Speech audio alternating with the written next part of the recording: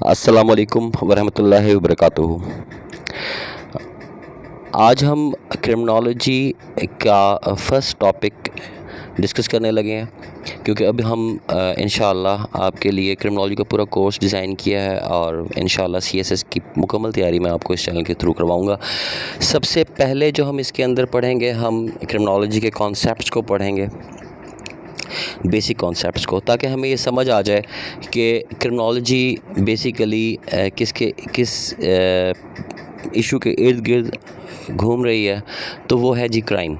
ठीक है, तो आपको सबसे पहले समझना है कि क्राइम क्या है। ये बेसिक कॉन्सेप्ट है, लेकिन इसको समझने के लिए आपको सबसे पहले जो चीज़ समझनी पड़ेगी वो है नॉर्म्स,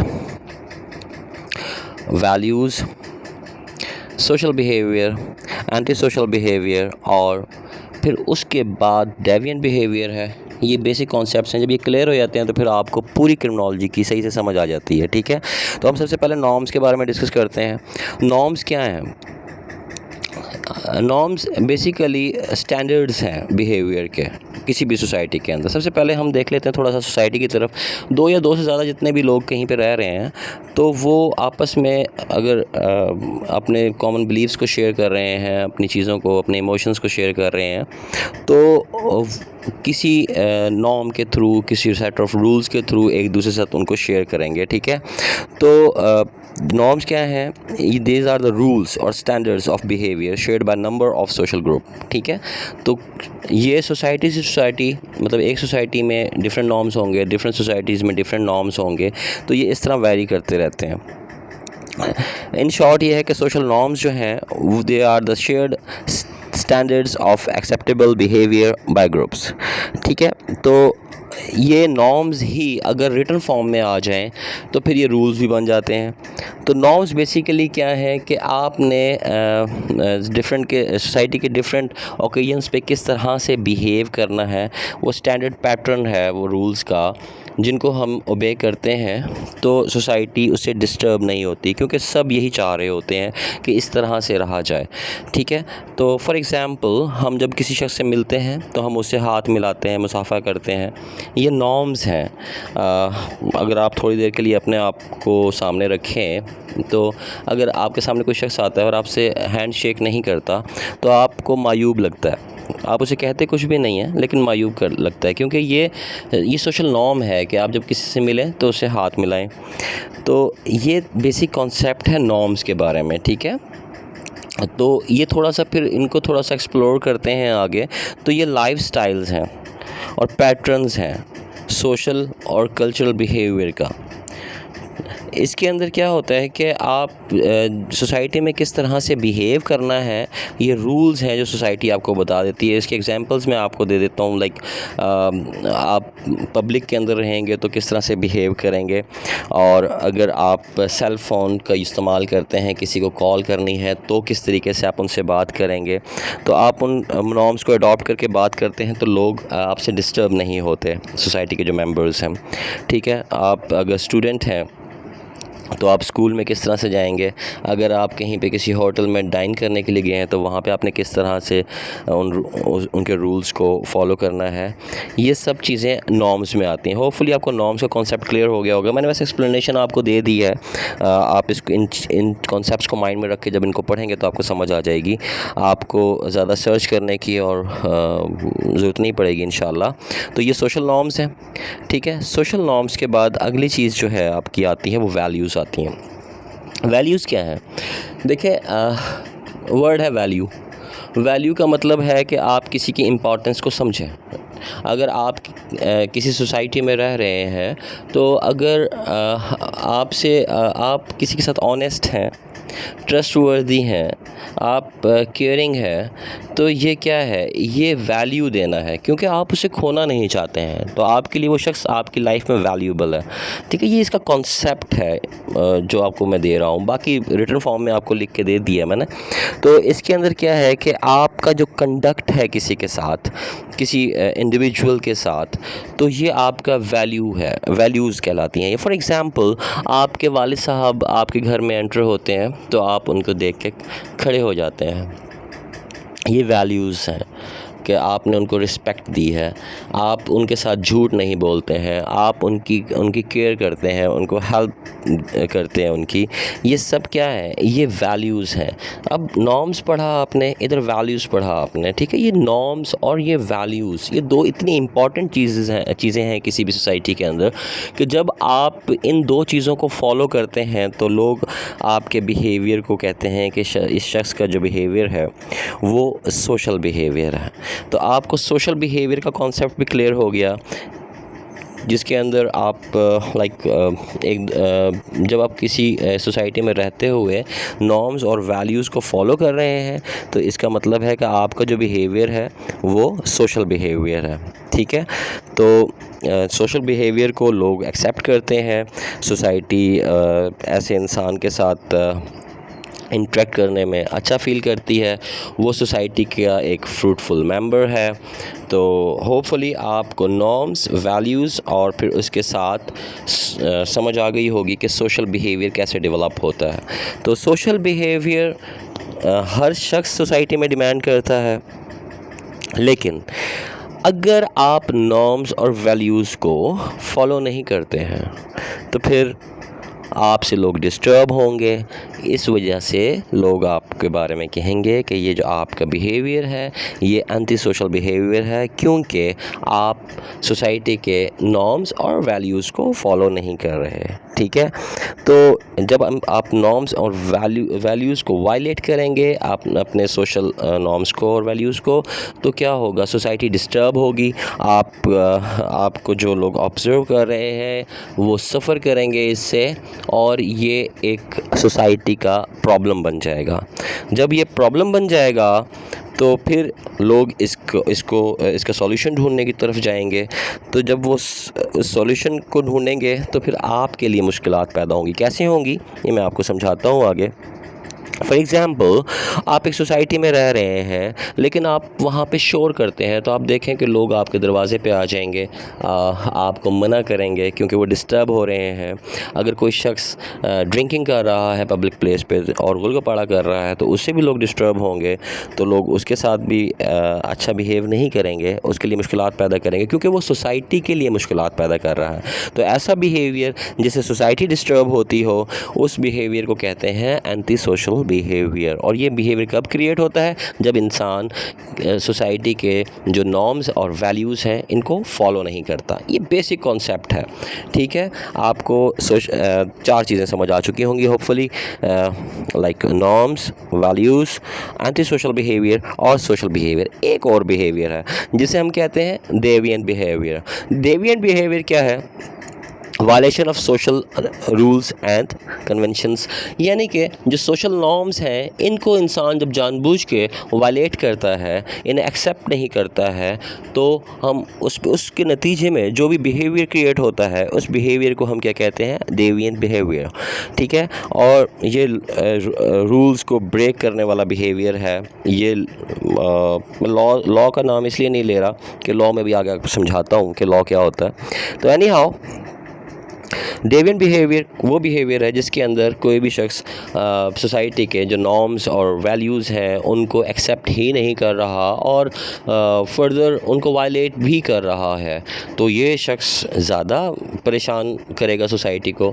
अब एक चीज़ बहुत इंपॉर्टेंट है जो हमें समझनी है, ये जनरल कॉन्सेप्ट है बेसिक। अगर ये समझ नहीं आएगा तो फिर आप आगे ना थीरीज़ को समझ पाएंगे, ना क्रिमिनल जस्टिस सिस्टम को समझ पाएंगे, ना लॉ को समझ पाएंगे, ना क्राइम को समझ पाएंगे, ना ही क्रिमिनोलॉजी की डेफिनेशन को आप अच्छे से अंडरस्टैंड कर पाएंगे। सो हमने अब पढ़ा क्या क्या चीज़ें, मैं दोबारा आपको रिपीट कर रहा हूँ कि आपने पढ़े नॉर्म्स, वैल्यूज़, ठीक है।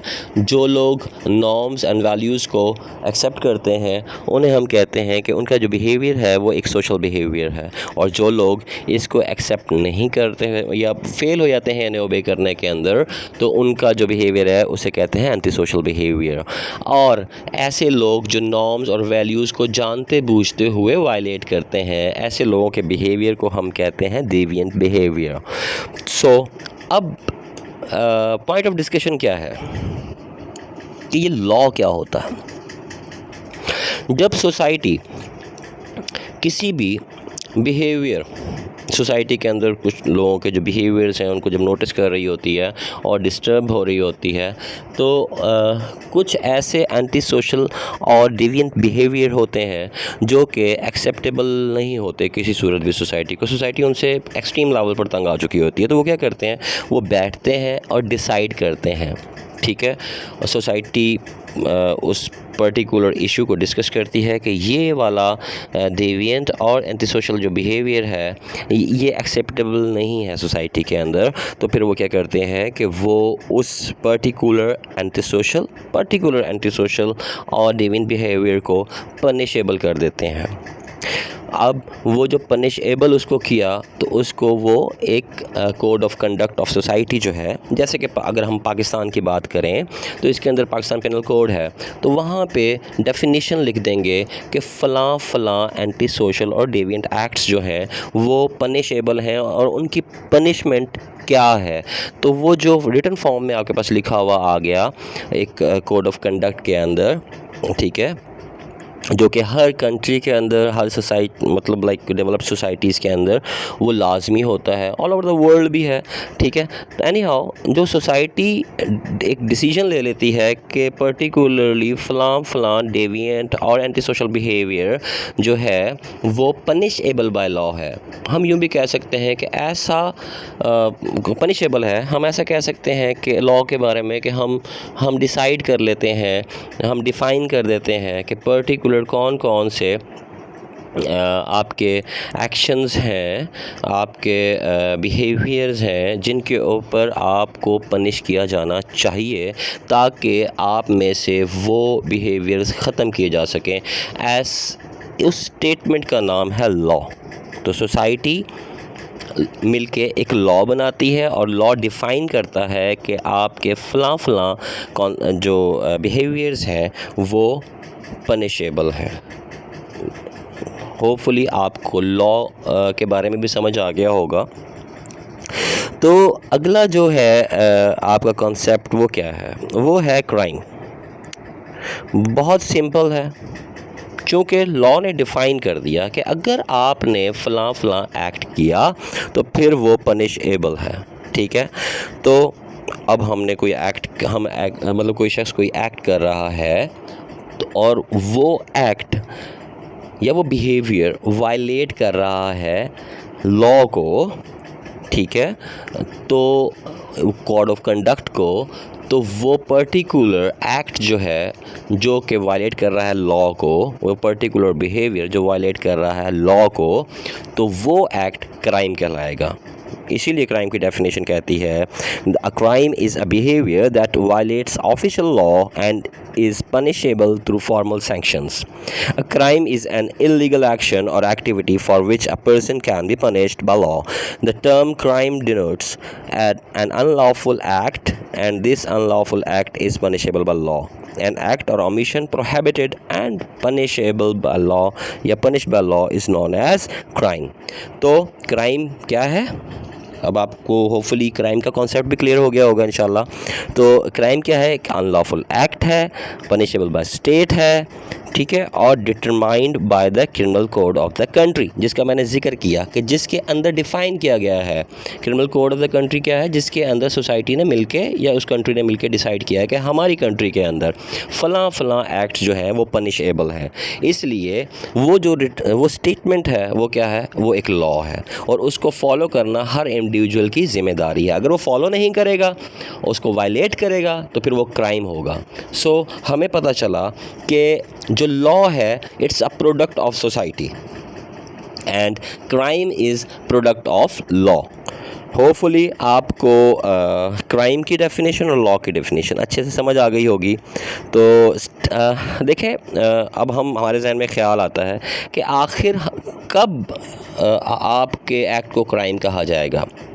तो इसकी स्टेजेस हैं, ठीक है। इसकी स्टेजेस क्या हैं? इसकी स्टेजेस हैं 4 स्टेजेस हैं: इंटेंशन, प्रिपरेशन, अटेम्प्ट और कमीशन। आपकी इंटेंशन हुई, किसी शख्स की कोई इंटेंशन हुई कि उसने एक पर्टिकुलर क्राइम करना है। अभी उसकी इंटेंशन है तो ये क्राइम नहीं है। उसने प्रिपरेशन भी की, ये क्राइम नहीं है। लेकिन अगर उसने उस एक्ट की अटेम्प्ट भी कर ली, अटेम्प्ट की लेकिन उसको फ़ायदा हासिल ना हुआ, लेकिन उसने अटेम्प्ट की है, इसलिए ये पनिशेबल बला है, ये क्राइम है, ये एक्ट उसका क्राइम है। और अगर वो कमिट कर जाता है उसको, तो भी ये क्राइम है। फॉर एग्ज़ाम्पल, कोई शख्स किसी a person A wants to kill person B, this is the intention of person A, he prepares himself to kill him, तो ये उसकी प्रिपरेशन है। ये दोनों चीज़ें पनिशेबल बाय लॉ नहीं है। लेकिन if he attempts to kill him, so it's an attempt to murder, attempt of murder, तो ये पनिशेबल बाय लॉ है, तो ये क्राइम है। और वो कमिट भी कर जाता है, उसको मर्डर भी कर देता है, तो ये उसका कमीशन है, मतलब ये भी पनिशेबल बाय लॉ है। तो आपको होपफुली ये 4 स्टेजेस भी समझ आ गई होंगी। जो फर्स्ट 2 स्टेजेस हैं इसके अंदर, इंटेंशन और प्रिपरेशन, ये लायबिलिटी में नहीं आती हैं, ठीक है। तो आगे चलते हैं। अब हम समझते हैं कि क्रिमिनोलॉजी की, हम ज़ाहिर है आपको जब लॉ की डेफिनेशन समझ आ गई, लॉ का कॉन्सेप्ट क्लियर हो गया, क्राइम का कॉन्सेप्ट क्लियर हो गया, तो फिर आपको समझना है कि आखिर आप इस क्रिमिनोलॉजी को पढ़ क्यों रहे हैं। तो वो इसलिए पढ़ रहे हैं कि जो क्रिमिनोलॉजी है, इट्स अ साइंटिफिक स्टडी, ये एक साइंस है। क्रिमिनोलॉजी एक साइंस है क्योंकि ये एक साइंटिफिक स्टडी है। किस चीज़ की? The extent and nature of crime. 2 points हैं इसके अंदर, extent and nature of crime. Extent क्या होता है कि हमारी सोसाइटी के अंदर कितना क्राइम है। दूसरा, नेचर क्या है कि क्राइम तो है, लेकिन किस किस टाइप का क्राइम है। सो पॉइंट नंबर 1 इज़ कि criminology is the scientific study of the extent and nature of crime, means कि how much crime is there in the society and what type of crimes are there in the society. दूसरा point इसके अंदर क्या है, criminology में हम क्या पढ़ते हैं, we study the causes of crime, ठीक है। कॉज ऑफ क्राइम मतलब कि लोग जो ऑफेंडर्स हैं, जो क्रिमिनल्स हैं, जो क्रिमिनल एक्ट्स करते हैं, दरअसल रीज़न क्या है, वो क्यों क्राइम करते हैं, इसको हम स्टडी करते हैं क्रिमिनोलॉजी के अंदर। दूसरा, हम इसके अंदर बड़ा मेजर पॉइंट है जिसको हम स्टडी करते हैं कि जब कोई शख्स क्राइम कर देता है या सोसाइटी में क्राइम हो गया, तो आखिर उसका इफ़ेक्ट क्या है सोसाइटी के अंदर, कॉन्सिक्वेंसेस क्या होंगे, रिज़ल्ट्स क्या निकलेंगे, और उससे सोसाइटी को क्या हार्म पहुंचेगा। एक तो क्राइम किया, वो तो हार्म पहुंचा ही पहुंचा, और इन फ्यूचर उस एक क्राइम की वजह से क्या हार्म पहुंचेगा। तो ये अभी हम पढ़ते हैं कि कॉन्सिक्वेंसेस ऑफ क्राइम क्या है इसके अंदर। It includes the impact of crime on victims on the society. Victim कौन है? जिसके साथ क्राइम हुआ है, ठीक है। एक शख्स है क्रिमिनल जिसने क्राइम किया, जिसके साथ किया वो विक्टिम है। Got it. अगला पॉइंट क्या है जो इसका बहुत मेजर पॉइंट है, इस पूरे इन 3 चीज़ों को जो हम समझ जाते हैं, extent and nature of crime को समझ जाते हैं, कॉज ऑफ क्राइम को समझ जाते हैं, कॉन्सिक्वेंसेस ऑफ क्राइम को समझ जाते हैं, तो फिर हम ये एस्टेब्लिश करते हैं कि हमने इसके लिए क्या सिस्टम क्या बनाया है इसे रोकने के लिए। तो वो क्या है, वो क्रिमिनल जस्टिस सिस्टम होता है हर सोसाइटी के अंदर। तो उसके रिएक्शन को चेक किया जाता है। हम जब क्रिमिनोलॉजी की स्टडी करते हैं तो हम देखते हैं किसी भी सोसाइटी के अंदर जो उनका क्रिमिनल जस्टिस सिस्टम है वो ऑपरेट कैसे कर रहा है। फॉर एग्ज़ाम्पल, अब पूरी दुनिया के अंदर रिसर्च होती हैं, तो उसके अंदर हमारा पाकिस्तान है, उसका जो क्रिमिनल जस्टिस सिस्टम है उसका नंबर 130वें नंबर पे है। तो क्या है कि वो रिस्पॉन्ड कैसे कर रहा है क्राइम को, मतलब उसका जो रिस्पॉन्स है वो बेहतर नहीं है। पाकिस्तान के अंदर जो क्रिमिनल जस्टिस सिस्टम है उसका रिस्पॉन्स रिक्वायर्ड स्टैंडर्ड्स पे नहीं है, वो सोसाइटी को इतना रिलीफ नहीं दे रहा है क्राइम के अगेंस्ट, इसीलिए तो वो 130वें नंबर के ऊपर है। जहाँ पे वो जिस मुल्क का जो क्रिमिनल जस्टिस सिस्टम है उसकी नंबरिंग फर्स्ट है, तो इसका मतलब ये है कि वहाँ पे इन सब चीज़ों को स्टडी किया जा रहा है और एप्रोप्रिएट फंक्शन कर रहा है वहाँ का क्रिमिनल जस्टिस सिस्टम। ये कैसे कर रहा है ये हम आगे पढ़ेंगे और समझेंगे भी इंशाल्लाह। ठीक है, तो जब हम क्या क्या चीज़ें पढ़ लेते हैं, हम पढ़ लेते हैं सोसाइटी के अंदर extent and nature of crime को पढ़ लेते हैं, कॉज ऑफ क्राइम को पढ़ लेते हैं, कॉन्सिक्वेंसेज ऑफ क्राइम को जब हम समझ लेते हैं और हम reaction to crime by the criminal justice system को समझ जाते हैं, तो फिर हम इस काबिल हो जाते हैं कि हम उस सोसाइटी के अंदर प्रिवेंशन ऑफ क्राइम के लिए सजेशंस दे सकें और क्राइम को प्रिवेंट कर सकें। तो आज आपको होपफुली समझ आ गया होगा कि हम क्रिमिनोलॉजी पढ़ते ही क्यों हैं। ये बहुत इंपॉर्टेंट सब्जेक्ट है और सीएसएस के अंदर बहुत ज़्यादा मार्क्स भी देता है, और वैसे भी हर इंडिविजुअल को चाहिए कि वो इसको समझे और ताकि सोसाइटी के अंदर वो अपना रोल प्ले कर सके। ठीक है, तो मैं क्रिमिनोलॉजी की डेफिनेशन को ये पूरी डेफिनेशन है इसकी क्रिमिनोलॉजी की, और यही इसका स्कोप भी है। ठीक है, so criminology is the scientific study of the extent and nature of crime, the cause of crime and consequences of crime, reaction to crime by the criminal justice system and the prevention of crime. ठीक है, इस subject को जब आप पढ़ेंगे तो इसके अंदर आप क्या क्या पढ़ेंगे, आप extent and nature of crime को पढ़ेंगे, कॉज ऑफ क्राइम को पढ़ेंगे, कॉन्सिक्वेंसेज ऑफ क्राइम को पढ़ेंगे और क्रिमिनल जस्टिस सिस्टम को इन डिटेल पढ़ेंगे आप इंशाल्लाह। और फिर उसके बाद आप इस काबिल हो जाएंगे कि आप इस मुल्क के अंदर होने वाले क्राइम्स की प्रिवेंशंस भी बता सकें। तो क्रिमिनलिटी के बारे में बात कर लेते हैं। कॉन्सेप्ट है क्रिमिनलिटी का, जो इंसान की स्टेट ऑफ बीइंग क्रिमिनल है ना, मतलब हर इंसान के अंदर ना अच्छा और बुरा इंसान मौजूद है।